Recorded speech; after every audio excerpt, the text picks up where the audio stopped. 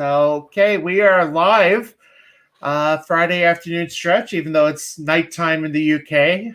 Well, I yes. think. What the time is Not it? Chad? It's almost 9 o'clock. It's almost 9 o'clock in the evening. So, yeah. It sounds like this is going to be a fun episode tonight. Oh, yeah? Because with Az being in, is Az in Twitter jail or is he? It looks like he's been exiled? kicked off Twitter, doesn't it? I don't know what's going on there. I think he's been Ay. kicked off. I don't know. See, You I'm see, gonna if you throw poke the the flame. hornet's nest, that's what happens to you. You know, I don't know what he's done. Tell you the truth, has he poked the hornet's nest or what? What's going on? Well, he basically used the word that you really shouldn't use. I've never seen Game of Thrones. I've never read Games of Thrones, but he quoted something from Games of Thrones, whatever it is, and basically he used the English translation, which was kill everybody. All right. And I guess that's a no-no. Yeah, well, it's not. Yeah, well, it shouldn't be. That's just crazy, isn't it? Well, yeah. Hopefully he'll get back on. Have they banned him for life, or what? Or is it just? It's hard to believe. I mean, when they banned Milo and others, they usually give him like a strike or something, I think. Yeah. So it's hard to believe this would be a permanent. If this is the first time he's been banned. Have you been watching Loki, by the way? No. Don't bother. It's terrible. I'm not going to. It really is terrible. It's so slow and dull and silly. There's a lot of YouTube channels that like it. You know, I've seen a few that they go on about how good it is and all the Easter eggs in the background and stuff like that. But I just found it so slow and dull, and the feminine agenda again in these shows I can't stand. But well, it's funny because one of my friends from high school, who I hope will be joining us on our first Saturday stream next week, he liked the first episode of Loki, but now he realizes after this last one it's crap. So as I told the rabbi, I shared that image from the Blues Brothers where he has seen the light. Oh yeah, I shared that on his timeline because now he knows it's garbage. And I was on Keith's channel, and again, there's my friend Pete. He's a really nice guy, but he really can't see the woke stuff at all. He's kind of a normie, and I was saying, well, name me one strong male in Loki, and he said, you don't have to shout or tell people off to be strong. I'm like, that's not the point. The point is there are no strong people in this show, strong males in this show at all. There are, but they're in the credits. Yeah, well, yeah. Like the key grip or... Yeah, basically. Stuntman. But yeah, it's amazing how some people just don't see it or don't want to see it, or I don't know. I don't know why people don't see it, but such is life anyway. So, oh God. So are you going to go see Black Widow? I haven't been to the cinema in ages. I might actually go and see it because of just going to the cinema. Because there's nothing out, is there? I've seen nobody. I saw... Okay, so I was in town today. The local cinema has Fast and Furious 9, but I've never seen one of those movies at all. Never seen any of them. Don't care to. But they also have the Hitman's... the Hitman's bodyguard's wife or something. Yeah. Now, I like the original. Yeah, the original, but this one's woke, isn't it? I have Selma Hayek as the lead, so usually anything with Ryan Reynolds is good. Usually, but they're all scared to speak up, and you hear about John Boyega walked out of a Netflix film. He said that he had family problems and walked out. It might be because he didn't agree with the script and just walked. Because John is from my neck of the woods. He's from South London. So I know what people from South London are like, So he probably walked and he just looked at the script and thought it was terrible, just walked out, apparently. I don't know what's going on there. Maybe it's something else, who knows. You saw Indiana Jones got hurt. Yeah, oh God. Harrison Ford did his shoulder in or something like that. But that what do you make of that, Father? What do you make of like I said, I said it before, I'll say it again. Bubba Hotep is more believable than Indiana Jones at 80 running around. He's not quite 80 yet, I don't think. I think he's 2 years off. Yeah. But do you hear the probable storyline for it? I didn't read it. I saw that there was revealers. Do you want to know?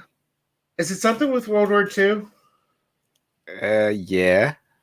And alternative. I think the rabbi was talking about it this morning. Something about a way that they could overturn the outcome of World War II. Time travel. Oh, gee. There you go. Apparently, time travel. He meets himself or something like that. Goes back in time and meets himself. Yeah. Yeah, that's the way it's going. Kathleen Kennedy strikes again. You know, the Crystal Skull, the alien spaceship, was bad enough. Yeah. Oh, yeah. We got somebody new with us. Hello. Bunny. Hello. Oh, silence. Crickets. Yeah, I just heard some crickets. But our mic's off, or his mic's off. I don't know. Well, I think the link in the chat, and it's in the description for anybody that wants to join us. Just make sure you got headphones. Yeah. And as I say, no swearing, please. Yep. No blaspheming. Oh, I just noticed. Yeah. Who else is that? So, where's PJ? He's usually here. Well, PJ sent me a tweet saying he couldn't make it today. Oh, that's a shame. I can't remember what let me see, what was it that he sent me? Looking forward to catching the stream on Saturday. I'll be unable to catch it on Friday due to other commitments. So, so for PJ, we miss you. He's probably cleaning all his toys. He's probably using a small vacuum and cleaning all his toys. Oh, gee. But yeah, I went a little crazy this last week buying comics. Superman again? Yeah, actually. So I went through Ames, Iowa, which is home of Iowa State University. I stopped to see a priest friend. They had a bunch of Supermans from the 300s for $2 each. Wow. So I think I picked up about 10 of them. They must be worth a lot. Right? No, I don't think so. They're like the very late 70s, early 80s. Yeah, they will be worth a lot in a... Yeah, they're worth a lot. 70? No, well... Yeah, I guess. Yeah, I guess. I don't know. I mean, these comics are already 40 years old. But they must be worth something, surely. 40. $2. Well, I've got a few. I've got a few that the 70s one in the cupboard. So I've got loads. Let me see if I can bring this up. Comic. So I saw the one you put on Twitter. Which the one where he gave up being Superman and Lois Lane was holding. Oh yes. That's quite funny. It's a funny. I actually bought that one a few years ago, and I just bought it because the cover was amazing. Yeah. Somebody getting shot in the back. That was quite funny. Well, I was thinking plane crashing was fun, and everything's going to hell, and he's just walking along. Yeah. Okay, so let me show you. This is the program I've been using. Whoops. Let's see. So CLZ. This is my collection. So Gary was talking about how many comics you need to have to be a legit. So I have 1,324. And the thing that I like about this program, this is just show you the time range. Oh, what it's worth. So this is most of the stuff I've been collecting over the last few years. So I got like 80 comics from 1978. But what's interesting is in 2019, I bought almost 200 comics, which is kind of depressing when you think about it. But last year I only bought 100. And so far, almost halfway through, I'm on pace to buy maybe 100 again. Where do you put them all? I have a little cave I put them in, a little closet. All right. So I got a whole box full of them. But yeah, I mean, whoops, we got somebody else. Let me see where that is. Oh. Is it the frog? Oh no, it's Bonnie. It's back. I don't have headphones, she says. Oh, okay. Okay. Yeah, you kind of have to have headphones because otherwise it cuts off the audio feedback. So, but yeah, I sent that. So the guy that I was talking about, my friend from high school, he works at a comic book store. So I gave him my copies of Sergeant Fury with Captain America to be graded, along with Lois Lane becoming a black woman for a day. Incredible storyline. Oh yeah, it's again, that's the thing I love about the older comics is just the cover. Yeah, they're really fun, but they were, when you read the comic, they weren't nothing like the cover at all, were they? Absolutely nothing like the cover at all. It's ridiculous. But let's see if I can find one. I don't know what else happened this week. Anyway, can't remember. There was Indy, obviously. Loki was crap.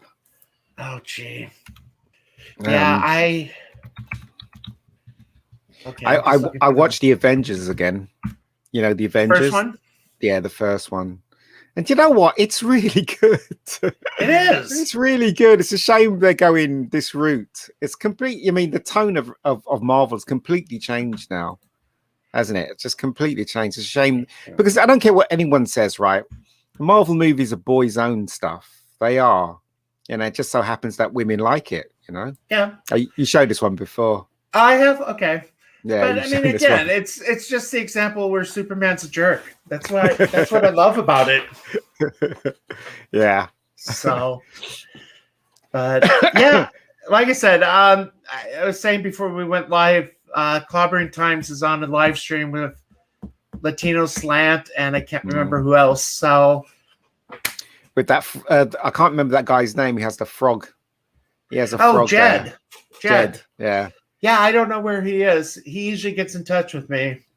How old is Jed? Don't know. He sounds like he's. I can't make it out. I don't think he sounds old. He sounds quite young, but he sounds kind of. I don't know. It's really weird. He's got a really distinctive voice, isn't he? Well, it's Jed. Probably the part of the country he lives in. Where's he live again? I think Arizona.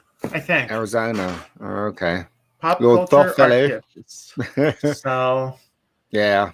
Oh, Derek is here, and Snortopoopas. Good to see you again. Snortopoopas made it to our earlier stream. Space Dinosaur. They'll gain value when DC WB drives their So when they drive their properties into the ground. Any Marvel stuff then? New stuff. Well, I am collecting Sergeant Fury. Of course. And I did win an auction last week on my comic shop. I ended up getting 9 Sergeant Furies, but among them was a number 3 and a number 7. And I think I paid $73 for it. Wow. Which for a number 3, I mean, the number 1 is selling for easily more than I can afford. As I said, I just find it puzzling. You should one day. Well, I don't know. Probably not. Probably won't happen. You should meet some of the priests that I know. They're as flat as a tack and they're boring as I'm not going to say the H word. But you know, I mean, as I said, I still can't believe you're a priest. I think you're fooling me. That's what you're doing. No, hey, I got my degrees on the wall behind me. That might be fake. No, they're not fake. Okay, so this is my count. So I also sent in my number 1 of Something is Killing the Children. I think I told you that the first edition selling for a lot. Stray Dogs has been really good. It just ended the 5th episode, or the 5th issue just ended.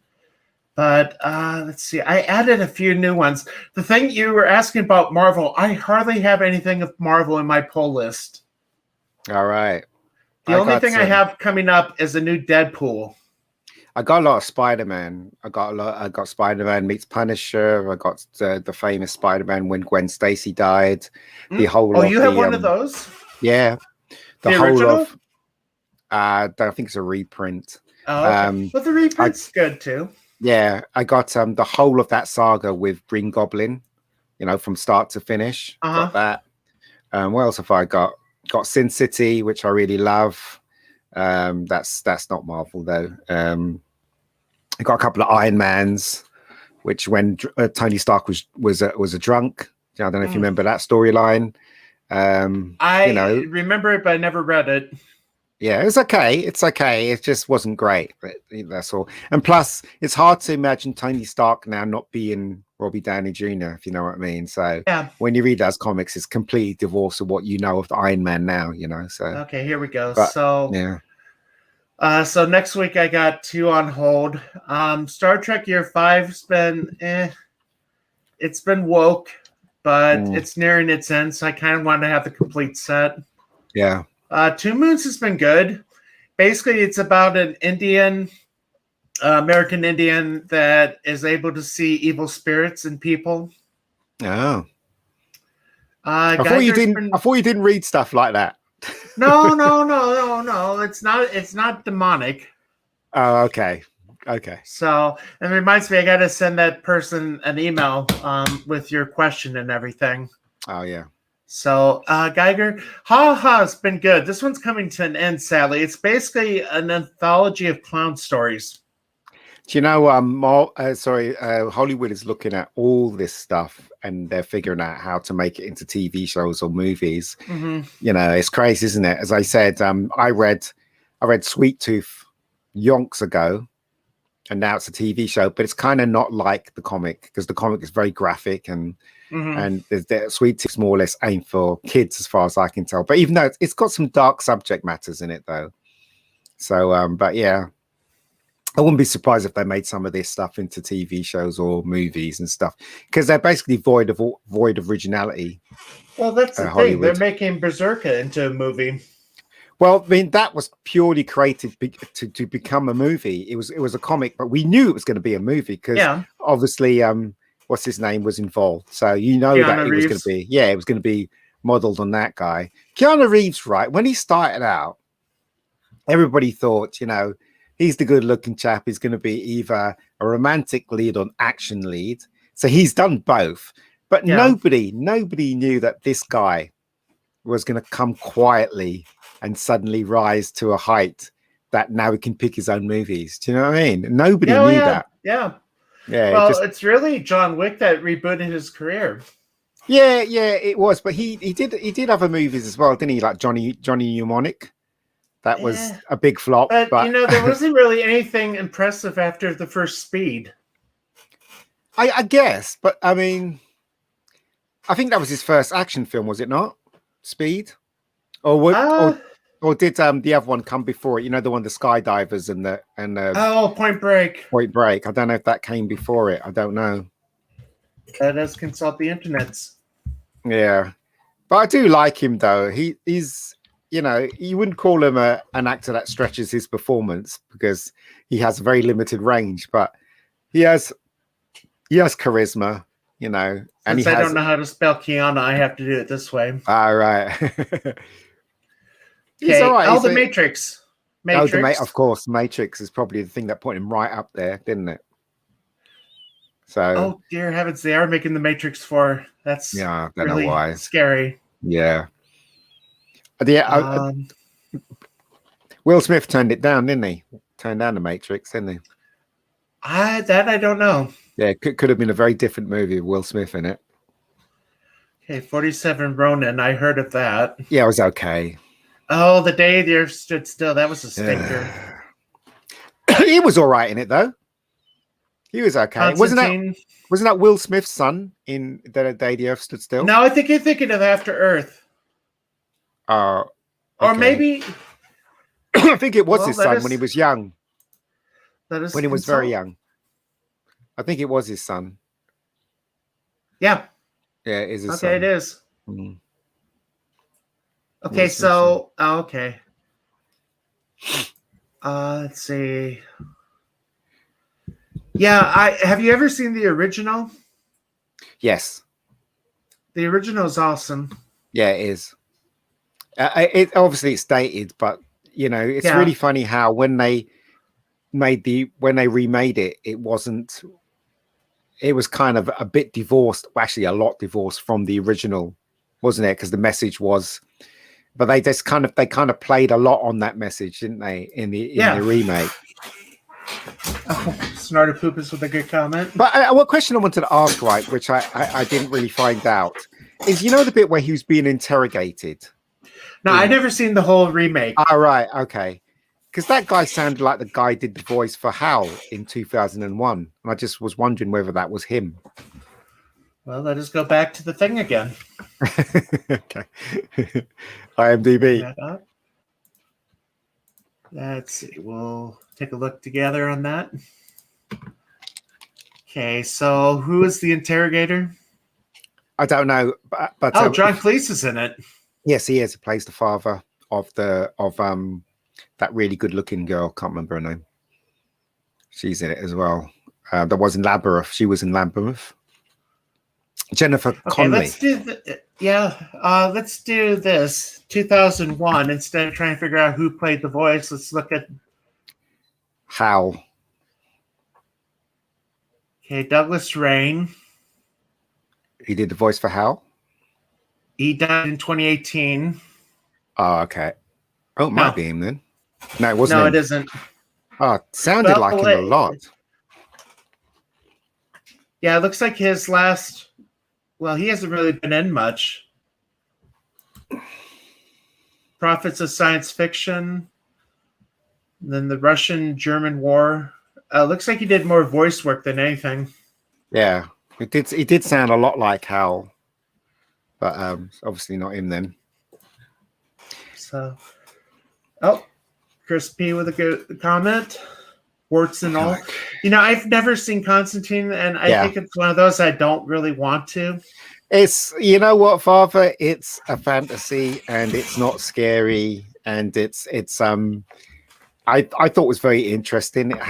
He has the power to see, obviously, dead people and stuff like that. There's one minute where he has to go to hell to try and see what happened because Rachel Weisz is in it. She plays a twin, and her twin sister died. So he fills the bath of water, and he goes into the water. Then something like that. He concentrates. Then he's in hell and stuff like that. The whole place is. And he tries to find her. I'm trying to remember. Weren't you the one that was telling me about the cop who went to hell and had to hunt down souls that escaped? Oh, that's Nick Cage film, wasn't it? Drive Angry. No, I thought it was a TV show. No. Drive Angry was a movie with Nick Cage. Let's see. It was a 3D movie. So he escaped from hell. And because I can't remember why he escaped from hell. How could you escape from hell? You can't. I don't know. I thought when you go in there, you couldn't get out. Okay, vengeful father escapes from hell and chases after the men who killed his daughter and kidnapped his granddaughter. That's it. That's the one. Interesting.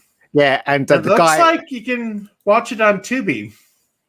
It is quite a lot of fun. That film. It's a B picture, and what's his name? That guy. I can't remember. He plays a person called the Accountant, and he's from hell to try and collect Nick Cage, try and get Nick Cage back into hell. So it's a fun movie. It's a lot of fun. It's worth watching. It has Amber Heard. Yeah, Amber Heard is. I think it was a second movie. I think. But I thought there was another TV show. Drive Angry. You're not mixing up. Okay, Chris B has it. Brimstone. Brimstone. That's the one I was thinking of. Yeah. I don't think I've seen Brimstone. I don't think I've seen Brimstone. Brimstone? Who is in that? Let's see. 98. I don't remember it that far back.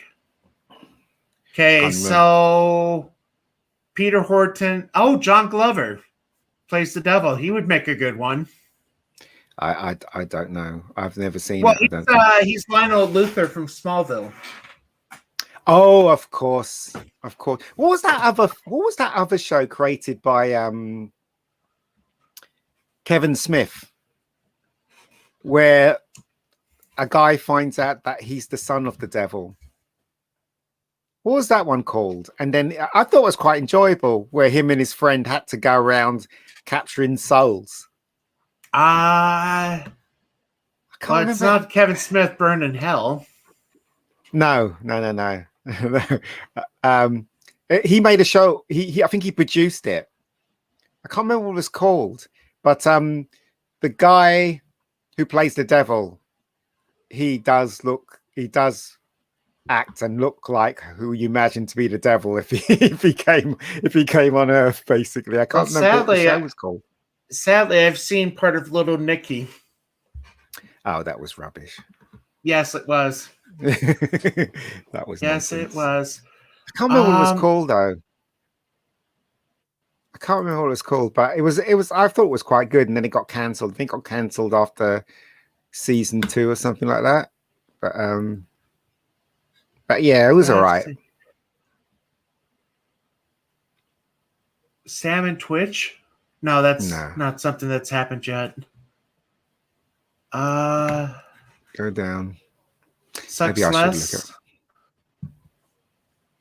I think he produced it. I'm not sure. So that'd be director. Oh, he did 4 episodes of Supergirl. Interesting. Yeah, he did. That's how he got woked. Because he wanted to work, obviously. So yeah, and now he's stuck in the DC camp. Okay, let's see. Yeah. So it was a TV show, right? Yeah, it was a TV show. I can't remember what it was called. Something about he's the son of the devil, and him and his friends. I think his friend name was Sock. I think it was Sock, and they had to. People escaped from hell, and they had to round them up. And he had the power to touch something, and it had the power. Looks like to it might be Reaper. That's it. Reaper? That's it. Reaper. Yeah. But I don't think that's Kevin. I don't think that's the. Oh, is it not? Reaper, American comedy television show footage. Sam Oliver. Bart Harrison. Has it got any pictures?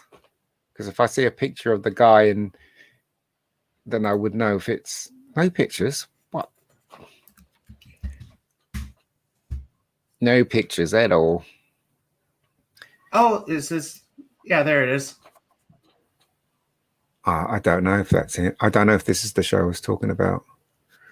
Oh, well, never mind. Well, let's talk about a nice friendly show that's connected to heaven. What about Randall and Hopkirk, Deceased? Have you ever seen that? Never heard of it. Okay. So it's a British show, and it set I think it was made in the 60s, and it came out when we had the Champions and the Avengers, and all those British shows, and it's about private detectives called Randall and Hopkirk, and Hopkirk gets killed, and he comes back as a ghost to help his partner to solve the case of him dying, of his death. Interesting. And so what happens is that when he solves the case, he forgets to go to this place where he's supposed to go to heaven, and he gets stuck on Earth. And then he helps him solve cases, him and the ghost. I think in America it's called Me and the Ghost, I think, but in England it's called Randall Hopkirk. Hey, Dan, how you doing? Hey, good evening. Good evening. What time is it for you, good father? It is 3:30 in the afternoon. 3:30. Oh, nice. And is it sunny? You've been off on your travels, haven't you? Welcome back from wherever you've been. And thanks for the invite. It is quite nice out. Oh, God, it looks gorgeous there, my friend. We need rain. Rain. A lot of my people are farmers, and we're really hurting for rain right now. Oh, I'm sorry to hear that, mate. Sorry to hear that. So, I was just telling him about Randall and Hopkirk. Oh, yeah, that looks interesting. Glorious, Father Christopher. Glorious. If you like the Hartnell era of Doctor Who, Dennis Spooner, who was the script editor on that, he was the creator pretty much of Randall and Hopkirk and wrote most of the best. Wasn't Mike Pratt in the New Avengers? I don't know. Maybe he was. Mike Pratt died quite young. Yeah, he did, yeah. Who played Jeff Randall? So I'm not sure. 76. So he may have just crept in there with the New Avengers here. What do you think? I think he was in the New Avengers a couple of episodes. I'm not sure, but Randall Hopkirk, I used to remember it. I used to thought it was quite funny when I was a kid watching it. In my view, it's the best of the ITC shows. Oh, really? Yeah. What about the Champions? Better than The Prisoner? Better than The Prisoner? The Prisoner was not made by ITC. It was made by Everyman. It often gets mistaken because Danger Man was made by ITC, but The Prisoner, I don't think it was. It was distributed by them, though. What's quite interesting? What's quite interesting, Dan and Father, is that in England it's called Randall Hopkirk Deceased. In America, they thought they'd just make it really simple. My partner, the ghost. That's what it's called. Yeah, that's what it says on the tin, doesn't it? There's no fat on that at all. Yeah. Hello, everybody in the chat. Some nice hellos. Thank you, guys. So what's to do with you? I haven't talked to you in a while. Yeah, it's been a couple of weeks. You've been off on your travels, haven't you? Everything's going well with me. I'm back. Almost back to my former glory, although I am currently. I look a bit like Rover from The Prisoner in this bubble. Yeah. Yes. So I'm back online. I'm back making podcasts. I'm back live streaming as well. And I'm back guesting on other people's shows when they're good enough to invite me. So thanks again. Yeah, I'm glad to breeze in. So, got to get your thoughts on this thing. Ooh, okay. That's it. Come out with the big guns, why don't you? I saw this morning. I'm like, what the? Guys, I can't say that word. I've been. Oh god! Look, I've been buying this title since 1980.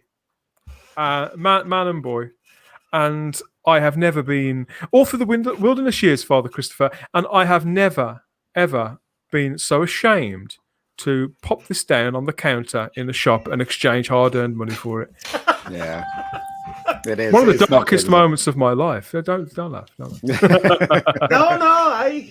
It's there. We got Cat Shark. The contents aren't too bad by recent standards, but that cover is absolutely unforgivable. And even if you like them, even if you like this era, and this is where we pop up the disclaimer, isn't it? We all say, even if you like this era, you can see now this is now getting to the bottom of the pile of photos that Marcus Tern, the long-suffering editor of Doctor Who magazine.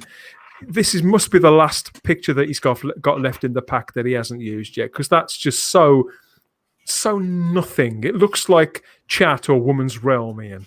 The kind of magazine you'd find next to the big hair dryers that when your mum used to go and get her hair done in the 70s. Do you know what makes me laugh is that I don't understand why shows today now have to emphasize on sexuality. I just don't understand. I was watching Loki yesterday, and there's a bit in it where the female Loki is talking to the real Loki, and she says something like, so you can change into anything then, a man or a boy, whatever. So do you have a girlfriend? Maybe a boyfriend? Why do we have to be talking about this is a fantasy show? Why are we talking about sexuality? It really does scream. Idea. Yeah, just really, really crap. So does it recover? Does Doctor Who recover from this garbage? It can do. I think it's savable, personally. Yeah, nothing's unsavable. I just don't see how. Unfortunately, drastic action. You have to take it up at the root, I think, if you want to use a farming term. That's one for your neighbours. I've got an idea. I think that one of my ideas. I've got thousands of ideas actually. One of my ideas is that the master. The master that we love from the John Pertwee era, he basically finds out through the Time Lords that there are multiple versions in the entire universe, and he tries to find one that where he wins ultimately and controls the universe, and he goes through thousands of them, millions of them, and he comes up with one of them. And then he decides he's going to go into that. He's going to go into that one because that's like a 90% chance that he'll conquer the universe. And when he goes in there, basically Jodie's there. So there you go. So there you go. Yeah. Yeah, cheers for that. And he destroys her. There you go. How about that? I think it's a great idea. Let's go with it. Yeah. It's just with all the crap that they've revealed as canon, the timeless child, that she's not even a Galilean anymore. No, yeah, it's not good. It's important. I mean, all I can say is for the faithful out there that the rejection is growing. The movement is gathering apace. the thing with the annual covers, I'm sure you've seen, Father Christopher. That's I saw that. Telling. That's very, very telling. And I think in due course, look, the show's probably going to be off air for a while, and come see, come saw. But whatever comes out of it the other side is, even if it's not on TV, is bound to be more tolerable than the nonsense that's been paraded before our eyes the last couple of years. Yeah. I think it can be saved personally. I think there's hundreds of ways you can get rid of this error and destroy what Chibnall has done to the Doctor. I think so. I keep saying, are you familiar with the American show Newhart? No. Oh, okay. Bob Newhart. I've heard of him. Yeah, he had a TV show in the 70s where he played a doctor in Chicago. And then after that went off, he played another TV show where he was an innkeeper in Vermont. The series finale of the second show basically revealed that the whole 9 seasons was a bad dream. And that he was back with his original wife from the first show. That's just not good. And that's what I'm hoping. That's what I'm hoping is that season 14, Peter Capaldi wakes up and finds out the last 3 years were a nightmare. Yeah. Well, it's been a nightmare for us, put it that way. Absolute nightmare. The sad thing about it is it could have worked. That's the sad thing about this whole affair. It could have worked beautifully, but it didn't because these idiots that were in charge decided to stick politics in it instead of entertainment. So, it could have worked. You knew that they were going to be pushing it. I remember when Capaldi was announced, there was hope that maybe it'd be a female doctor. Look, Doctor Who is a male, obviously, and the thing is, though, they should have just did a Romana series. That's what they should have done, and to please both camps, they should have mucked around with. It's like saying Superman never exists, and it wasn't him that escaped from Krypton. It was a little black girl. Do you know what I mean? The problem is nobody in New Who knows who Romana is. I mean, it hasn't been referred to, and. Yeah, but that's the beauty of it. You see, you can introduce this character for people who don't know who she is. They'll think he's new, just like when Chris Eccleston was introduced to people that didn't know Doctor Who, and you can make something. You can make, or maybe have really the Doctor run into her in a separate episode and then introduce it. Yeah, I mean, instead of giving us what they want, they made all these stupid spin-offs like Class, which I saw one episode. I was like, do you know what? I don't want to watch this. It's absolute nonsense, And then what's that other one with Captain Jack? What was that? What was that called? Oh, God, I did not like that show. You didn't like any of it? No. I tell you, I only watched the one where it was like a big one. It was about he could die, but everybody else couldn't die. Well, you remember that one? Resurrection Day? It was a special. Resurrection Day. Oh, it was Resurrection Day. I watched that one, but I never watched because I saw the first episode, right? And it looked so cheap and nasty. It was like looked like it was shot on VHS or something like that. I'm like, I can't watch this. This is absolute nonsense. And then I stopped watching it. And then when they started pouring money into it a bit, because they did an American version where they did didn't they? I can't remember some American company. Am I right here, Dan? It was the cable well, you'll probably know, Father Christopher. It was Stars, the cable network. Yes. Yeah. Oh, yeah. Okay. So they did that version. I thought that was okay. It was all right. So I mean, I watched the first season, and I mean, obviously it's darker, but I mean, I didn't care for how everybody's sleeping with everybody, and it just really got nihilistic, I think. Yeah, I agree. It's a very adolescent show, and it's got a lot of the warmth and charm of Doctor Who in there, but that compulsion to push it and to be very BBC Three kind of, I won't say ruined it, but it compromised it. It was neither one thing nor the other. And season 2 is a lot more successful. Season 3 is outstanding, mainly because it's only 5 episodes. It's got a really tight story though, and it's got an exceptional guest cast, including Peter Capaldi and Nick Briggs. They're both excellent in it, and so is virtually everybody else. But it's a show that it was a victim of its own success, is what I always say about Torchwood. And time's been pretty kind to it, But when you watch it back now, even those episodes that you talk about their father, Christopher, they're not as extreme as we remember because things have got so much sillier since. Things have got. There wasn't an ounce of meanness in its bones, in its DNA. It was the storytelling was silly, and it was how can I put this? There was some low-hanging fruit in there, and it was gratuitous, but it wasn't mean. It didn't seek to point any fingers or destroy anything that came before it. Yeah. And so when you watch it now, it's quite a breath of fresh air. I didn't like Captain Jack at all when he was first introduced. I thought he was okay. I liked him. No, I didn't. Maybe say it was all right.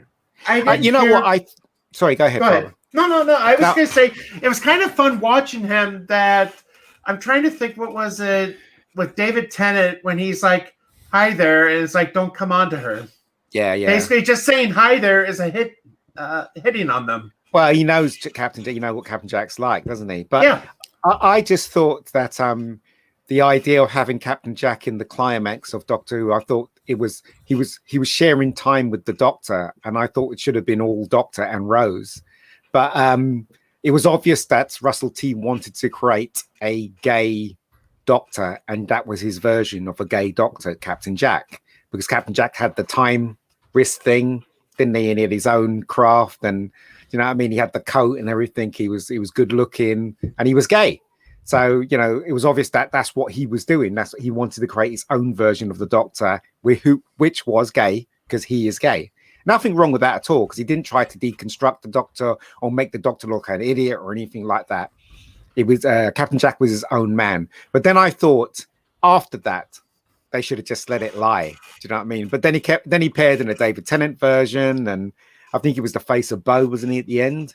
You know, that's how he died, I think. Yeah. He was at the Titanic episode. Yeah, I know. It was like, why? That guy with the big ears. Okay, fine. So they get together. So what? You know what I mean? It's like, anyway, I mean, but the thing is, though, I don't begrudge Russell T doing that, because essentially Russell T is a gay man, and he just wanted a bit of what he's experienced in life and what he likes in the show, and no one can blame him because he's the showrunner, right? And it wasn't offensive. It was perfectly acceptable. Do you know what I mean? Well, so I don't know if I've said it before with you guys, but I hate Tennant's regeneration. That last line is still a sore. I don't want to go. That just sucks. I mean, yeah. What about the thing that always gets me is now they say that they don't like it when David Tennant. Oh, thanks. When David Tennant. That's the guy I was talking about earlier. All right, Justin, who's from my hometown. All right, okay.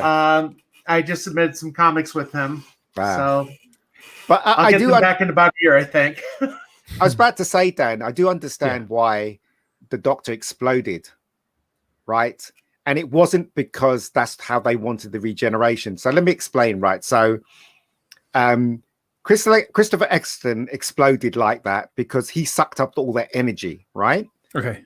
And to save Rose, I think. So he exploded and turned it into David Tennant. David Tennant exploded because he sucked up all the energy to save Wilfred. Was it Wilfred, right? Yeah. So when he changed from him to Smith, he blew up the TARDIS and they changed. So when Matt changed from Matt to Peter, he didn't explode because there was nothing in him. He just went bang, and he was suddenly, it was the reset. The reset they called it. I thought it was a wonderful. Well, because he exploded at the Daleks, didn't he? Instead, he sort of directed. Yeah, it was a great sort of. It was a very Moffat thing to do, but he was able to have his cake and eat it with that. I have to go back and watch some of these episodes. I was so happy when Matt went, because I really love Matt. When Matt went from Matt to Peter, and when Peter was like, "Do you know how to drive this thing?" I thought, great, and then it ended. I thought, great, I can't wait to see the next episode. And when I saw the next episode, I was so disappointed. That whole episode was trash. A lot of people love. Sorry. Is that the dinosaurs in London? Yeah, a deep breath, right? Right, Dan? Yeah, that's right, yeah. I hated Deep Breath. I thought that was the worst way to introduce this Doctor, a walking dinosaur where nobody was scared of it. Him climbing on the roof for some unknown reason to talk to the dinosaur, which was miles away. Dinosaur being as tall as the Big Ben, which is weird. The whole episode was just drawn out, dull. The Doctor left Clara to deal with a problem where she could have got killed. Didn't make any sense to me. He kills the guy at the ending, obviously. It's obvious that the Doctor killed someone. So, do you know what I mean? So it just, I don't know. It just didn't work for me. What do you guys think? I never cared for the Pater Noster gang. Okay. I'm glad that never developed into a TV series. I think they were really pushing for it. Yeah, they were. Yeah, I think the fandom were pushing for it. I think, why? You know what? I think it was just the fact they wanted more Doctor Who, and Torchwood wasn't coming back. Here were some characters, a ready-made team. People were just hungry for more. The BBC haven't been giving us enough Doctor Who and Doctor Who universe content for 10 years now. You know, since Sarah Jane and Torchwood wrapped up, they never capitalised on that. You know, Class rubbish. Class could have worked, but it was rubbish. It was. I think the Class could have worked, but they managed to get everything around it. No, I don't agree with that. But I think that the notion. I think that time was the right time to launch a new Doctor Who spin-off, but they marketed it and pitched it and tied it into BBC Three at a time where BBC Three was changing, and it literally just got swallowed up. That could have been the best spin-off of Doctor Who of all time. It could have, but no one would have watched it anyway. Yes, because it was rubbish. No, I honestly think the main reason people didn't watch it was because of the delivery. It was rubbish. It was the wrong show to launch the BBC Three rebrand with. And when they popped it onto BBC One at midnight, 1 o'clock in the morning, then it attracted the wrong kind of attention. Why didn't they do Paul McGann? Why didn't they do Paul McGann? If they needed a spin-off of Doctor Who, they could have gone any other way, but they chose something that was that no one could relate to. If you look at Chris Eccleston's first episode, he was in a council flat. He was with Rose. It was all down to earth. It was all very, very low brow. And what do we get with Class? All these upper class kids.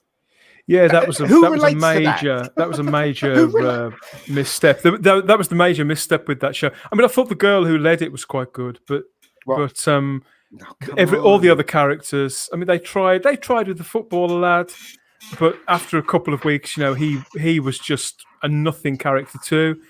And so ultimately it sort of all fell apart. And they'd got what's her name playing Miss Quill, who's a brilliant actress, and they kind of wasted her. That clearly left a bad taste in her mouth because she's now stopped even playing the part. She won't even play the part on audio. They've replaced her with Dervla Kirwan. You know, realistically, if they'd have just looked at the nuts and bolts of Class a bit more carefully, there was their female-led Doctor Who spin-off show. But they couldn't do it. They had to. Play the sexual content up front, and I have no idea why Patrick Ness did that because he is a good writer. No, look, the BBC hates Doctor Who. I'll keep saying this till my dying breath. The BBC hates Doctor Who. Anyone that has a good idea, telling you that I think it's more worrying than that. It is. It's not even that they hate it. They don't understand it, which is much more worrying. This is their own show, their own brand. They don't know when it works. They've got no idea why it's worked, and when it fails, they won't acknowledge it's even in trouble. They have no idea what's kept this show in the public consciousness for 60 years. Not a clue. That's why they go running to incompetence and ideologues like Chris Chibnall, the worst showrunner in world television. I feel like I should spit when that name is said. Yeah. You know, how they spit in disgust whenever that name is said. He had a hit with Broadchurch, and you can just see Piers Wenger looking at it and saying, I like the first season. He's had that big hit, and he loves Doctor Who. Quick, get him on the phone. Get him. And that was the only logic behind it. Do you know what, right? I essentially don't like British drama, TV British drama. I really don't. There are a few good ones like Luther, and and a lot of the '60s shows were quite good. The Avengers. I hear this new series Time's good. Ian, have you caught that? No. What channel is that on? Jimmy McGovern. I think it's on the BBC. So, but it won't be made. It won't be made by the BBC. Not with Jimmy McGovern. Right. It's probably an independent. Well. Watching the BBC, the BBC's racist and sexist, so I don't really want to contribute to that. Do you know what I mean? So I got to show the one that I do like. Go on then. See. Father, my brother seriously, loves this. I'm enjoying it. I mean, okay, it has Rory Williams' dad in it. Yeah, it does. But I mean, I enjoyed the character. Do you watch? Because I'm a priest. Okay, right. So do you watch Father Downing then? I did when it was on originally. Did you like that, Dan? I did. It was the guy from Murder She Wrote, wasn't it? And Happy Days. Yeah. Wonderful show that was. I didn't see many of them, but it was really charming. Same with Father Brown. I kind of like that show. It's a little bit flat directing wise, Ian. I'm sure you'll agree. Yes, it is. But It's got a lot of spirit, and it's very silly, and I like that kind of TV. But the thing is though, when my dad was alive, he used to watch a lot of shows that was connected with religion. He watched this thing called Something Angel. It was an American show. Angel. Yeah, where I never watched it. Yeah, he used to love that show. He used to love it. What is it? Father Downing had this nun. Her name was Stevie. And she did loads of stuff. She'd be gambling and and stuff. She was just knowledgeable on everything. She was quite cute as well. The girl who played her. Well, she is the daughter of Ricky Nelson, who was a singer in the 50s. Oh wow, really? Yeah, Ozzie and Harriet. Have you ever heard of that American show? No. How long did the show run for, Father Christopher? I want to say 3 years. Yeah. Fair while then. Yeah, it's a weird one because I remember one episode. He had a twin brother. Really? And he was. Oh God! The twin brother was robbing banks and stuff like. They thought it was Father Dowling. It was crazy. What a crazy episode that was. I was like, no. This looks awesome. Seriously, I would watch that. My mum watches this on Sunday mornings. They play it on a channel over here on Sunday morning. My mum loves it. We even got the fat old woman like they do in Father Brown. Father Brown, the housekeeper. In what is it? Oh God, Dean Hargrove. Yeah, he developed. Did he work on Diagnosis Murder as well? I think so. Several other shows. Yeah, I think so. But there's been a lot of shows like that, though, isn't there, throughout the years? Yeah, a lot of shows that Well, I bring it up because there's some good British drama, or at least like there are some that I like. Well, again, Father Brown. Yeah, but that's it's kind of harmless. You want something with a bit of bite.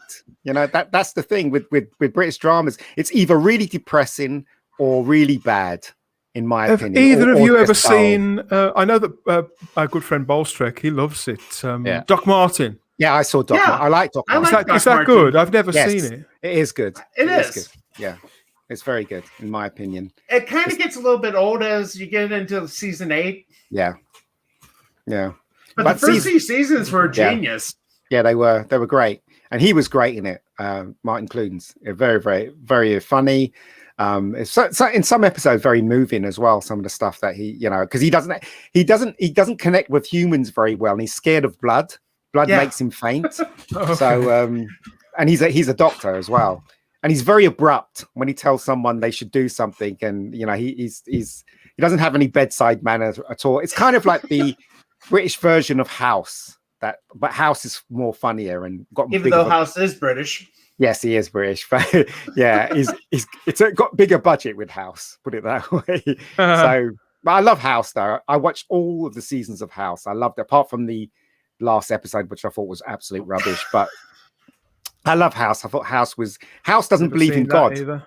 He doesn't believe in God at all. I remember have you ever seen House, Father? I have them all on DVD. Oh, you have all? You remember that episode where he was in the chapel with the nun? I believe so. I was going to say, yeah, I do. It's been a long time. Yeah. I remember he was saying to her about because she was having chocolate, and he made her do all the sins, didn't he? When and that's gluttony when he gave her the chocolate. I thought it was really clever. Well, I remember it was just on the other day when I was home. They had House versus God. Yeah, that episode's fun. That was pretty good because Dan, if you haven't seen it, it was a contest to see who could be attributed more things happening to. Was it House or was it the act of God? Yeah. There was that line in it where she says, "Oh, thank God," and he goes, "Don't thank God. It was me. I saved you. It wasn't God. You had nothing to do with it." You know. So I tried to buy the sign that was on their coffee maker.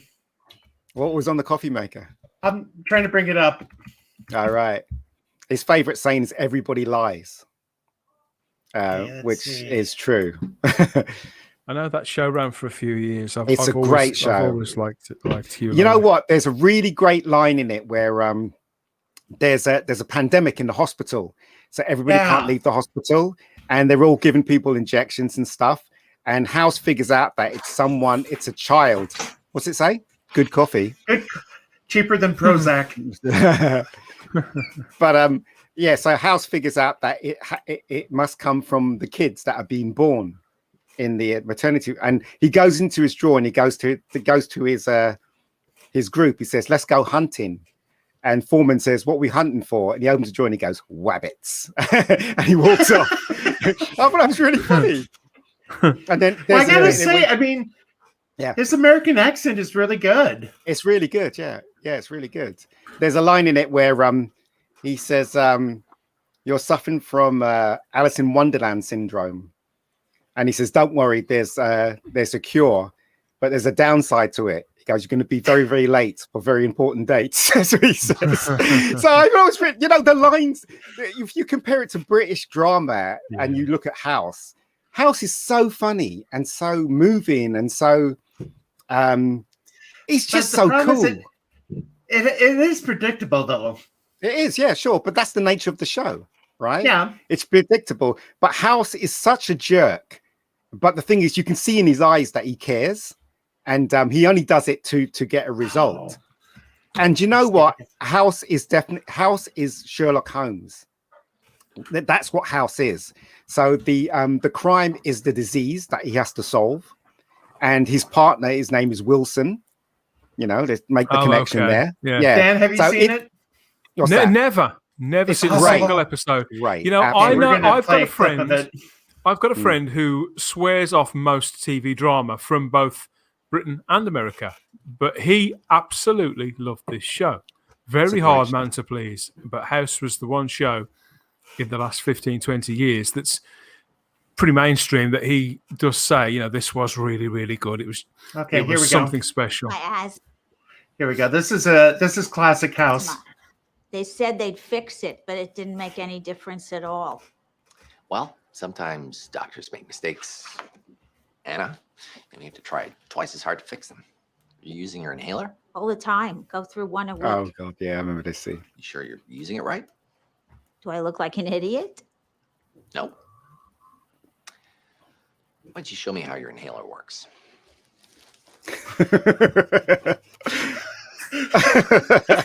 And then you see his smile. Look at his smile. Yeah.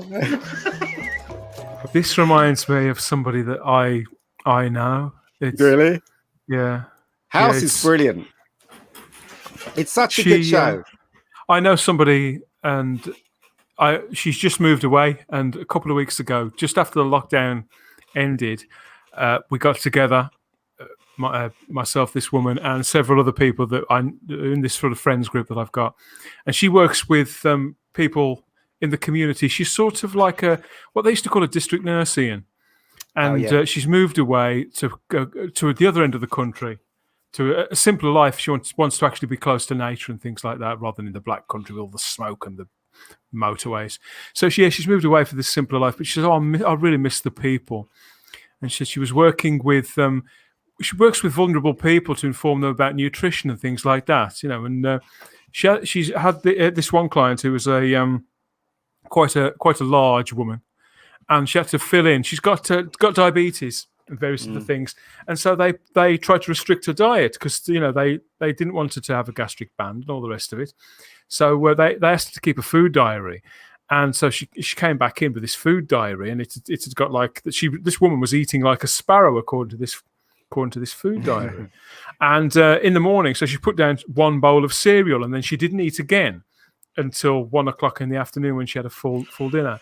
And my friend said, I kept questioning her, you've just one bowl of cereal, just one bowl of cereal.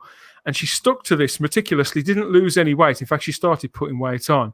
And then she went and did a home visit. And she said, okay, now show me how much cereal you have in the morning. She goes, oh, just one bowl. She brings out a bowl that's the size of a fruit bowl, filled with cereal. And she said, oh. And the smile that she gave, telling the anecdote to me just a few weeks ago, was just like that smile on Hugh Laurie's face there. Let me guess, it was like Cocoa Krispies or Captain Crunch. Probably. We don't have Captain Crunch over here. It's just Captain Crunch. It was the volume of it as she joined the dots. I see. Get people to reveal themselves, rather than say you're an idiot. Yeah. Well, House will tell you that you're an idiot. Do you know what I mean? Yeah. He will literally say that you're an idiot. Yeah. I'll have to watch it. And also, House, he doesn't like talking to the people that are suffering. He gets his team to talk to them because he believes that the human contact, all they'll do is just lie to him. There was that one episode where this guy had been bitten by a snake, and he had snake poisoning, and they tried everything on him. All the snake, cures, whatever, and nothing could cure him, and he was still dying. And he said, I've got to tell you, you're dying. And the guy said, well, who's going to look after my dog? And his House was wondering why suddenly he's dying. He's wondering about his dog. Then he put two and two together. It was the dog. It was a dog that I can't remember did something, whatever, and then he could cure him, whatever. But that's why he keeps saying, everybody lies. It just depends on what they're lying about. That's why he doesn't want to talk to the people. He doesn't want to talk to the people that's suffering from whatever it's suffering from, because all they'll do is just lie to him, and he's just got to figure out himself. But it's a great show, and Hugh Laurie carries it. He carried it for 8 seasons. That guy, 8 seasons, all on his own. And he always has his Britishness into what he does. Like, I remember there was one episode where a guy was suffering from something, and the only way they can reach him is through music. And you think that he'll play something classically American, but he played Boomtown Rats, didn't he? Tell Me Why I Don't Like Mondays. He played that on the piano. And you can tell that was probably Hugh Laurie saying, I want to play this, Yeah. So it's a great show, as I said. It's a shame they didn't have who was the guy that he teamed up with in when he was in the Stephen Fry. It's a shame they didn't have Stephen Fry guest star in that show, because that would have been excellent. But they didn't have him because to Brits, to us, Hugh Laurie and Stephen Fry are sort of inseparable, aren't they? It's difficult to imagine one without the other. But to an American audience, Hugh Laurie's House, he's a one-man show almost. I knew of Hugh Laurie before House. Of course, I'm weird. I mean, I remember seeing Blackadder when I was in college. Yeah. Was it Wooster and whatever it's called, that show that he did with Jeeves and Wooster? Jeeves and Wooster, yeah. I remember seeing that. That was all right, actually. I really liked that. I've never seen that either. You never seen that? No, I've always meant to, because I've no doubt I would enjoy that. But I've never seen it. I do like. My brother's a huge fan of Proro. Yeah. Yeah, that's fantastic. Absolutely fantastic. I call it Pryrot because I can never pronounce it. But my brother loves that show. He thinks it's like really great. And the performance from is it Shushay? He's brilliant. Absolutely brilliant. You look at Brannan's performance in the movies and you think, nah, that's not him. You know what I mean? So that's how good he was in that TV show. But yeah, it's I said I don't really like British dramas. I like a few, but well, they used to be good in the old days. I gotta start watching Allo Allo. I think, isn't it? Allo. Yeah. Allo. I need to start watching that. Yeah. But I was watching, as you saw my quote last night. I started watching Are You Being Served Again? Well, if you like Are You Being Served, you'll probably like Are You Being Served? Yeah. I bought the box set last year. I had the box set for my birthday this year. I've just started season 2. Just But loving when you look at it, guys, it really is skating on thin ice with those gags, isn't it? Let's face it. You look at That's it why today, I bought it, because it's only going to be a matter of time before they cancel it. Yeah, it's true. That is very, very true. I just watched the one where Mr. Granger was he suspected because he was about to turn 65 that he was going to get this, that he was going to be retired because they'd set him a special dinner and all that kind of thing. Oh, it was just brilliant. Absolutely. Have you not brilliant. noticed also, guys? I just noticed this a couple of days ago because my brother was watching it because he loves it. And you ever notice that when they come through the lifts, they have a girl standing in there and the door opens and then they come. Have you not noticed? Can you see the girl closing the door? You see the girls closing the lift because obviously it doesn't work. They open the lift and then they close it like that. Well, that's so how the TARDIS doors in the classic show, classic Doctor Who. There was two blokes either side of those doors with these tiny little winches. Closing the doors. Yeah, no. But it's a funny show, though. It's a very funny show. Yeah, I'm going to bring this up. This is on BritBox. This is the warning we get on BritBox. Oh, let me see. On the episode, Do You Take This Man, where Mrs. Slocum gets married to a Greek man. Really? I don't think I've seen that episode. Contains racist language. Oh, for God's sake. And I think she calls him a dago. Oh, dear. That was so tame. There was something that happened. There was something that happened, and she yelled it basically instead of "you illegitimate child." Yeah. I see. Rudolph Walker got did he get MBE? Yeah, absolutely. We'll be talking about that on Type 40 Live next week, everybody. But yeah, it's brilliant news. Rudolph Walker's he's a bit of a treasure, I think. I wrote in there. What was he in? He was in the Thin Blue Line, if you've ever seen Blue Line, the black guy in the Thin Blue from Trinidad. Okay. And he was also in Love Thy Neighbor. Of course, yeah. So I was wondering whether you got it from Love Thy Neighbor. I have never seen Love Thy Neighbor. I have. But I've seen him. Obviously, the Thin Blue Line is just a great comedy show. Brilliant. He's brilliant. He's been in EastEnders. He's got to be in EastEnders for around 15 years. Yeah. And they largely get him doing the same thing year in, year out. But he's a class act. And there aren't too many of those left on British TV. It's a shame. It's a shame that his career never took off, from Love Thy Neighbor because he was just he basically for years and years and years. Even now, he's playing the same character. Totally. Literally in the case of playing Patrick Truman, but I think his character on Thin Blue Line was very different. And no, he played him older than his years. I think. He played him as a sort of doddering old man. I remember when I was in Trinidad, he used to say, yeah. So, whereas his character in Love Thy Neighbor was a younger. He was the younger of the two neighbours, wasn't he? So he was like as they used to say in the 70s, he was with it, and he was in the fashions of the time, and they were a modern couple. Whereas the guy next door was very sort of white collar, spit and sawdust, white collar. Sorry. It was so successful. They made a movie out of it, didn't they? Love Thy Neighbor movie, and it's impossible to see in the UK. I think you can still buy the box set. I think it is out there, but. I've never really seen it. I've seen it once, but I can't remember it. I can't remember Love Thy Neighbor. Yes, Minister. Yeah, Yes, Minister's a good show as well. Doesn't Kate Williams play the wife in? Yes, she does. The couple next door. Love her. Great British actor. Yeah, now, I think I told you I devoured The New Statesman when I discovered it. Oh, that's really funny. I mean, I devoured it. I think I went through it in 2 days. Yeah. Wow! But he's so funny though. Rick Mayall.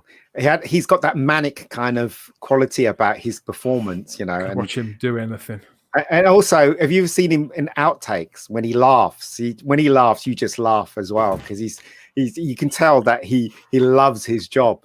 When he makes all those mistakes. He had the time of his life, every day of his life. I saw him live in. It was one of the bottom stage shows. Yeah, and it was I think it was up in Nottingham.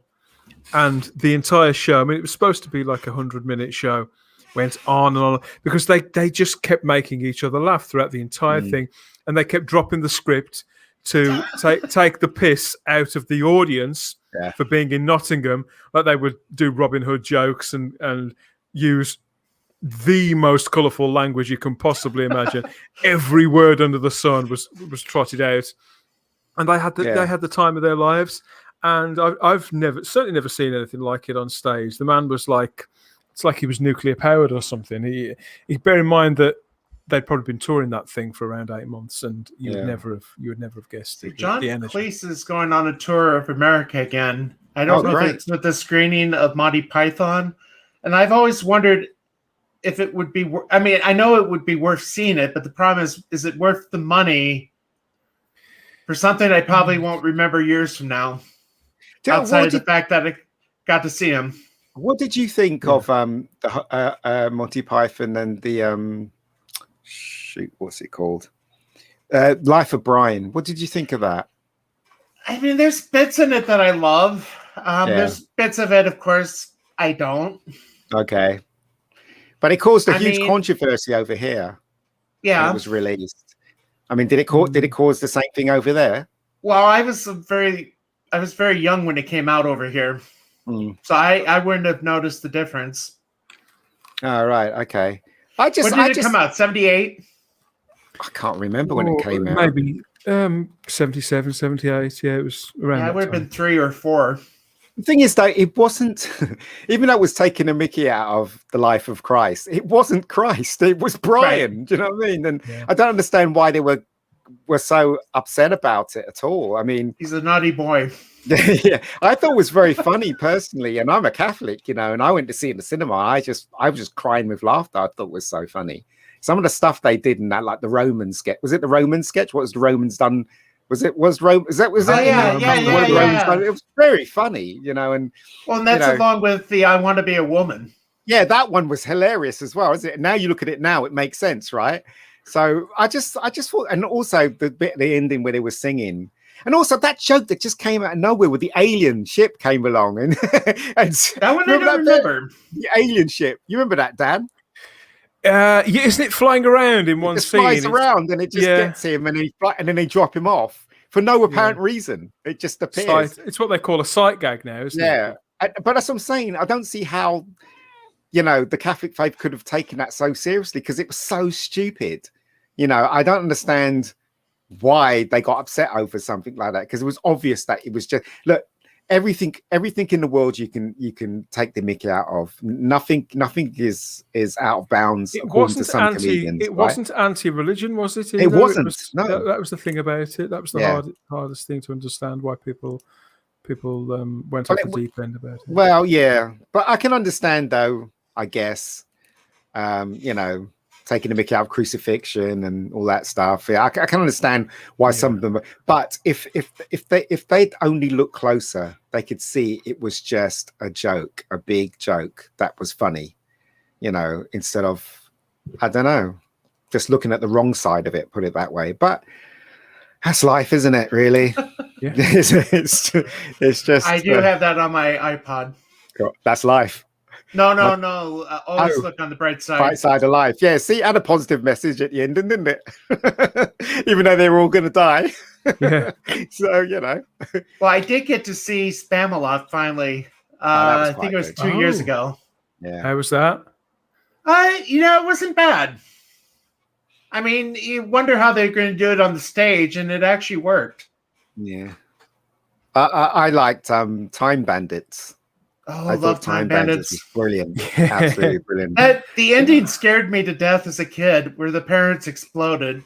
Oh, right. Yeah. I went on a podcast talking about that a couple of years ago. Yeah. We had a real blast talking about that. I just thought it was such a great Robin Hood idea. Scene. Yeah. Is it necessary to punch them? What made me laugh, right, when I went to see this in the cinema when it was re-released. What made me laugh is when God turned up. He went, "Oh, what's all this noise? What's all this mess?" Yeah. And I thought, what a great depiction of God. Well, who was the actor that was playing him, Dan? I can't remember. I can't remember either. Let's go back to IMDb. Yeah, he was very funny in that. I thought it was. I can picture his face as well. In the suit, he had a suit on, and he walked on. It was like, "Oh, what's all this noise?" Yeah, it's as I said, it's very imaginative film. Sean Connery is in it as well. I love. It's been forever since I saw Brazil. Oh, Brazil's great as well. I love his trilogy. Mm. Let's see. I haven't seen that since. Is it Ralph someone who played God? So would it be the Supreme Being that you're talking about? Yeah, Supreme Being. Yeah. Okay, so Tony Jay is the voice of the Supreme Being. But who played him at the end?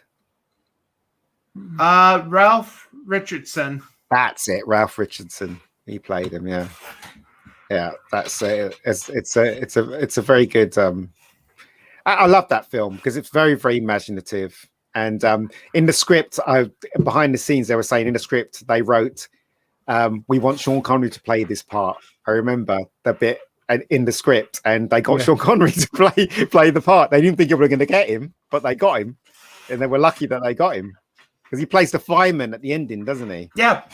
Yeah. So yeah, it's a great movie. It's one of those movies that is not celebrated enough, in my opinion, to be one of those great British movies. And I think it is. So well, there you go. First DVDs I bought. Oh really? Yeah, I mean, I think Holy Grail was probably the first one I bought, along with Fahrenheit 451, which the original. I really like the original movie. I mean, the dialogue's not the greatest, but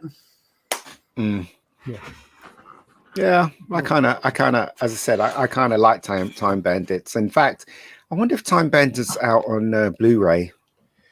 I haven't seen it out, but it is. I should get it. Well, let's see. It's on Shout. I should get it. I've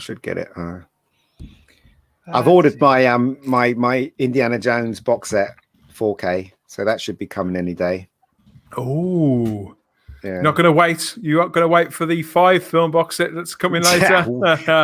Yeah, it's on the Criterion Collection. All right. Okay. Cool. I told the rabbi this morning, and I don't know why, but I've never seen the first 2 Indiana Jones all the way through. Oh, really? Wow. Yeah. Wow. You should. I don't know why. So you've only seen Last Crusade then? Fully, yeah. And unfortunately, the 4th movie we don't talk about. Yeah. The Crystal Skull. It's kind of like the Scottish play. Yeah. Well, when you've watched them, maybe we should all get together. Yeah. And do a space book listed on Raiders of the Lost Ark, and when you watch it all the way through, give us a shout and we'll put something together. That'd be a giggle. You see, Raiders of the Lost Ark is amazing because that was the first one. Absolutely brilliant from start to finish. And the way it was made, it was shot really, really fast. It was made like a TV show. So that's why there's loads of continuity errors in Raiders of the Lost Ark, but it's absolutely brilliant from start to finish. Temple of Doom people don't like because it's very, very dark. And I think it's brilliant. In the cinema, I saw it 20 times when it was only 50 pieces in the cinema. Last Crusade rounds it off perfectly. A trilogy. I saw The Last Crusade in the theater. I remember doing that. But Snorted Poopus had a good comment, which reminded me of something that happened when I was home. He's like, there was a 4th movie. Well, I got together with a classmate from high school, and her son was asking me what I thought of the new Star Wars. I'm like, what new Star Wars? Yeah, exactly. He's like, exactly. But yeah, they're great movies, though. As I said, a lot of people don't like Temple of Doom because it involves a lot of it's very dark. Kids get human sacrifices. Yeah, someone's heart gets pulled out of their chest, and it's very, very dark. And it's a great movie in my opinion. But Last Crusade is a very, very well made film, personally. And also the underlining thing about Last Crusade, it's a relationship between the father and the son. That's basically what it's about when you look at it closely, because not even the female got between the father and the son. Usually when you have action heroes, they're always with their, the female, and it's about them. But in this one, it was about Sean Connery and Harrison Ford. Even though Harrison Ford was only a couple of years younger than Sean, it was still father and son time. But, wonderful. Just wonderful. Mola Ram. Yeah, it's a great movie. If you get a chance to watch it, Father, I recommend it. I've seen, I know I've seen it. It's just probably have been 30 years since I've seen the first two. Yeah. So it'd be like watching, if I've seen the whole movie, it'd be like watching it again for the first time. I've got so many films that would be like that for me. What a totally fresh watch. Blade Runner's one. Blues Brothers is another. I love hated Blues Brothers when I was a kid. I'd probably like it now. I love Blues Brothers. I used to know every word of that film. Now I can't remember what happened yesterday. But yeah, I used to remember every word of that film, seriously. And the music as well. The music. Because I don't like musicals personally, but I always considered Blues Brothers a musical and a brilliant one at that. You know what I mean? Great soundtrack. Yeah, absolutely terrific. And the ending where they have the concert at the ending, you know, it's absolutely terrific. You know, that reminds me. So there's a band that I wanted to see in Denver this fall. Nathaniel Ratcliffe and the Night Sweats. They kind of did a Blues Brothers parody. I'm gonna play only a few seconds because I'll get in trouble. Yeah. That bit where they go into the church though was pretty amazing. Can you see the light? Can you see the light? Yes, I can see the light. And he starts doing that thing in the middle of the starts spinning in the middle of the thing. It's really cool. It's a really cool. Okay, so who it is? Is the sound playing? Yes. I'm gonna need someone to help me. You sure that's not ZZ Top? Now for 17 years I've been going them back. But the reason I bring that up, that sounds like the Blues Brothers. Well, this is the thing. It has the same type of ending. And also, yeah, it also has the costume they're wearing at the ending as well. So yeah. See, they do the credits. Yeah. But that was John Landis. John Landis had a really unique comedy style that nobody could imitate. I mean, I remember in Blues Brothers when they were all trying to get to the bank to pay off the loan for the orphanage, and there's that scene in it where they get out the car and the car falls apart. You remember that scene? Yeah. And they take their hats off and they look at the car and then they run off. But there's another shot in it where something happens.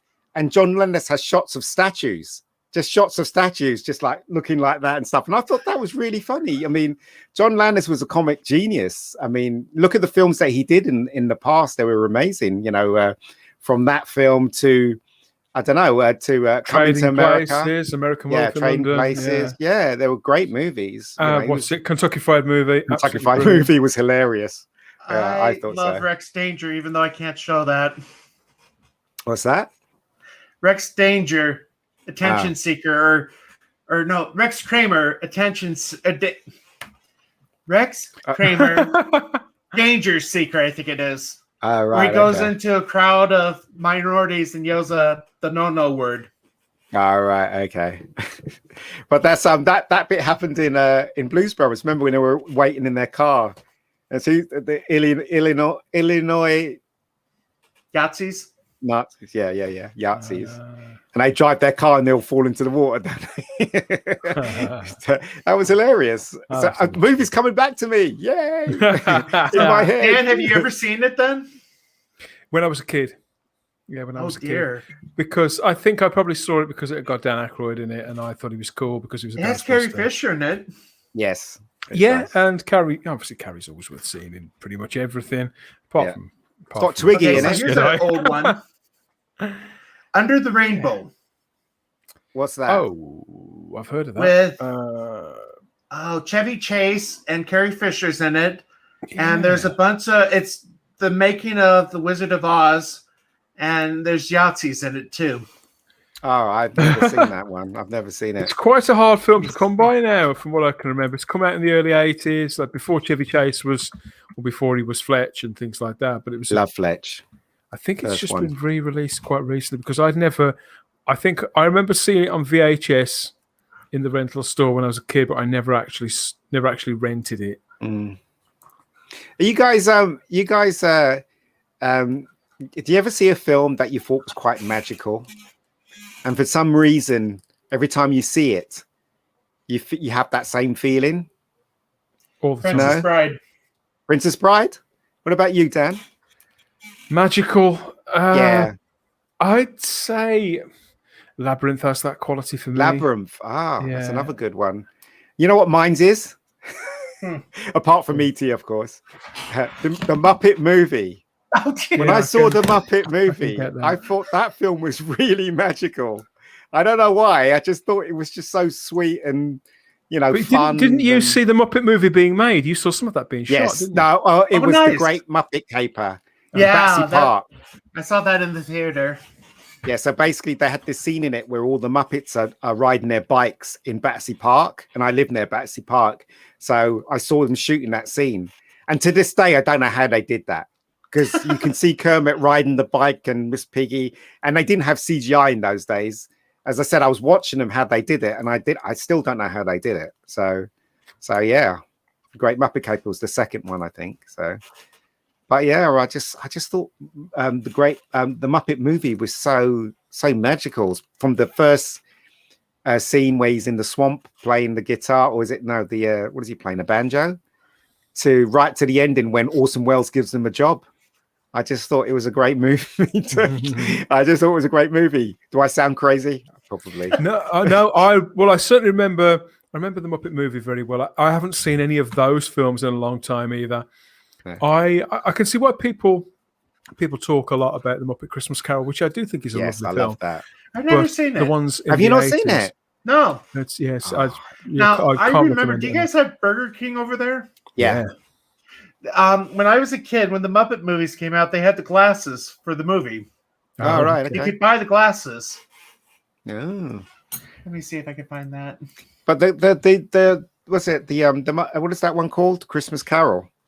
Muppets Christmas Carol. That is really moving, isn't it? Michael Caine did such a great job in that It's a film. wonderful movie, but I think it's those earlier films, the three from '79 onwards, have got that sort of. They've got that caper quality, and they feel a bit more. They just feel a bit more like they matter. They feel more energetic, and the same. I loved what they did. Oh, sorry, Kirk Thatcher. I know he hated it, but the Jason Segel film, The Muppets. Oh, that was all right. Muppets, Yeah, I loved that. The first one you? that they did. Yeah, I really loved it. Kirk, if you remember when we interviewed Kirk, he hated it, mainly because Jason Segel had criticised everything that Kirk and his colleagues had done at Disney and at Tenson's in the years in between. He said, there hadn't been a Muppet movie in years and years, nothing worth seeing, and that they'd worked quite hard on keeping the Muppets alive. So so you could say that Kirk's not impartial, but Jason should have probably kept it stum. But do you remember talking about the Muppets? Do you remember Parkinson, right, Dan? Yeah. The show Parkinson. We have a chat show host over here at BBC. His name is Michael Parkinson, and when he had Jim Henson and Frank Oz on, and because it's an interview show.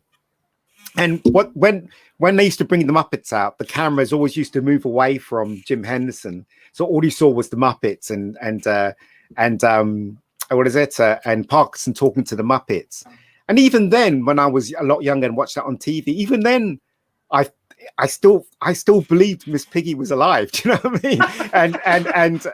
and Kermit, because they were there. Do you know what I mean? And then once I made the mistake of seeing Jim Henderson with Kermit doing the voice, and that just freaked me out. I was like, it just didn't make any sense, because that voice belongs to Kermit. It doesn't belong to a man with a beard. You know? So it just freaked me out. I have the first 2 seasons of the Muppet Show on DVD. Oh, I love that. That's the only 2 seasons you can get over here. Yeah. Because I think part of the problem is music rights. Plus, okay. I haven't seen the full Star Wars episode. That was fun. They had C-3PO in it, R2-D2, and Mark Hamill. It was. Have you seen that one, Dan? I don't know. Can't remember. The Muppets with Mark Hamill. Not the actual episode. I haven't seen any episodes of the Muppet Show itself, probably since they were originally on. Because again, it's not a show that's easy to get over here, is it? No, I don't know Well, why. with Disney Plus, you should be able to. The Muppets. I'll just Pigs in have it space. There you go. Look, there he is. I'm not putting the music, the sound on, No. but That's No, when that's it. Star Wars was Star Wars. yeah. Got the cat walking across again. There goes the It's tail. all right. It's all right. Tell you, she was hyper all last night. Was in the kennel for 2 weeks. Oh, I see. And driving 4 hours with the cat meowing and wanting out. That was not fun. No. So I looked at my odometer. I put 1,700 miles on in the last 2 weeks. Wow. That's a long way. Yeah. And you're not driving to Vegas, are you? No. I got a really good airfare and hotel deal. Ah, okay. So I'm looking forward to it. Supposedly in the show tonight, they're going to say where the first get together is. Oh, okay. Because I know that they got some great deal in some hotel. He was saying on one of his last ones. So, and obviously you got to find out where they're meeting up. Because last time they met up in a pub, didn't they, or something like that? So, so they might be meeting up in a gotta pub. say, I really wish the December one would have worked because I had great airfare and 3 nights at Caesars for $430. Wow. That's Now, if I was cool. to do the same thing for this August trip, it was going to be $900. God. Yeesh. So, Yeesh. Yeah. yeah, Oh, well, never mind. but Yeah. Well, I mean, I'm jumping at the chance to be able to go out. I'm looking forward to meeting everybody. I think Lady Gravemaster is going to be there. Oh, is she? Okay. I think she is. But the fun thing is, people that we've known by only their screen name, to be able to see them in person. And do we go around calling them Lady Gravemaster, or do we find out their real names? I don't know. I don't think I've ever seen a picture of Lady No. G, but she's great No. on YouTube. I think she talks Yeah, about yeah. very entertaining woman. Yeah. Yeah, and I'm happy. She joins me on Ian on our first Saturday stream. Yeah, she did. She's been good. What about some X-Ray Girl? X-Ray Girl going to be there? I'm guessing she would be. Has she got her own channel? Yes, she has. I'll have to look her up. Obviously, she's absolutely. What's going to be gorgeous. fun is if I get to meet Ryan, Oh, okay. because I don't know if you saw them serenading me last week. Yeah, I saw that. No, I'll have to go and look that up. It's her birthday. It was his I can bring birthday. that up. Let's see. Did I always do that for people's birthdays? No, but it's basically special things. Uh-huh. And again, I've been around for Friday Night Tights for a few years now. See, no mention of me after that saying happy birthday to you, eh? No, I was bloody surprised by mention of that. I was surprised by that. Working at Bloody Tesla. Gary. He drove up. He looked okay. I was kind of hoping But he I was brought his getting a Tesla shout out, into but our- as the into our night was shop. going on, Oh, it's you like, got the shout out on on the FNT. back. Yeah. oh yeah, but I got Yeah, the he was the singing smiling. treatment He didn't too. look devastated, but he probably was. And yeah, it's Well, they never going to be fucked the him same. over so bad. Never going to be the Here we same. go. Hey, we got a birthday. We got a birthday, folks. Yeah. I don't think You we know what that means. Yeah, you know what that means. Happy Birthday. Get ready. Right. A 1 and a 2 This is truly and committed. a 3. Happy Happy Because that happens because they're all speaking at the same time. No, they do that on purpose. All right, okay. We're gonna have a good time. It's like as long as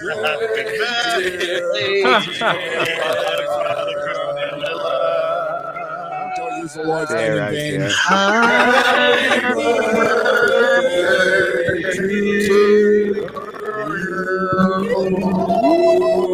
So It's like they're that was- gargling water. that was a- Painful.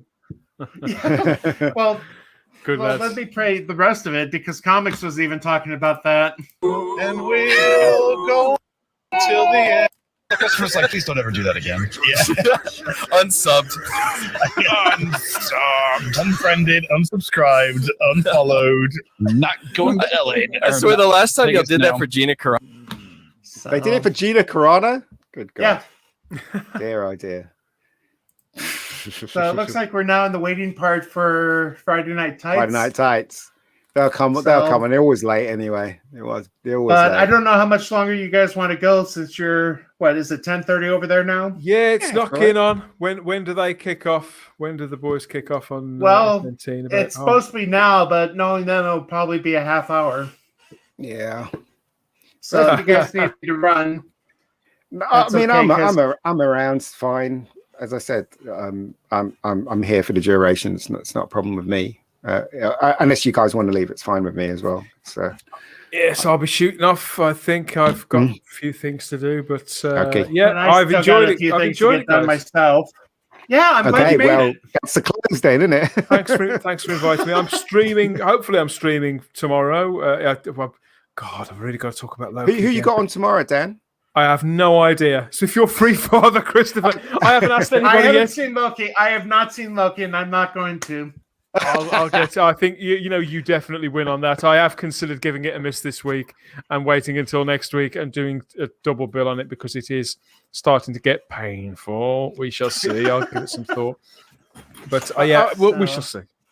Well, I've invited somebody on, a guy called Brian Urso, but because I was told by somebody who was on my show last week that this guy was good entertainment. He's a singer with some band, singer and guitarist. Apparently, he's a major comic books guy and wants to talk about comic book movies and things. So I've invited him, but he hasn't answered me yet. So, Bri, get on it. Get Loki from Loki's More. Loki, I know Loki, we message a little. I don't know what his schedule is at the moment. I was supposed to be doing something with him, but it hasn't actually happened. Maybe I'll give him a tickle too. I'll drop a couple of messages out and see who fancies. Get PJ on. PJ, he usually comes on this channel. Get him on. He's really good. What's his full name? PJ. Father? I don't know. Duncan. PJ maybe is the name. Yeah, PJ maybe. Oh, his real name I don't know. Scots guy. The Scots guy. Yeah, he's a good bloke. I might give. Yeah, I'm connected with PJ. Yeah, he's really good. He knows his stuff as well. So yeah, I like bringing different people in on that show. I mean, particularly when you're watching something as arduous as Loki. We'll see. You get time out of purgatory for that. And hopefully we'll be recording some more Hard Drive with the rabbi. I'm sorry, I'm working tomorrow, so I can't join you. But yeah, if I wasn't, I wouldn't try and force you to talk about Loki twice in 1 week. No chance. I couldn't do that to a mate. No way. All right, guys. Derek McManus. If you've heard from Loki, I'll drop him a message and see if he fancies coming and doing something because it's overdue. As I say, I've been speaking to him for about a year, but it's the time. It's always the time difference. That's why I don't catch this show very often because, particularly since lockdown's open, because it's a Friday night. So I'm out and about. Technically, really?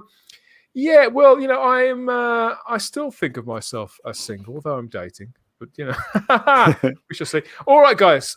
Enjoy Friday Night Tights. Yeah, thank you. I'm going as well. So. And thanks everybody for joining us. I'm hitting the button.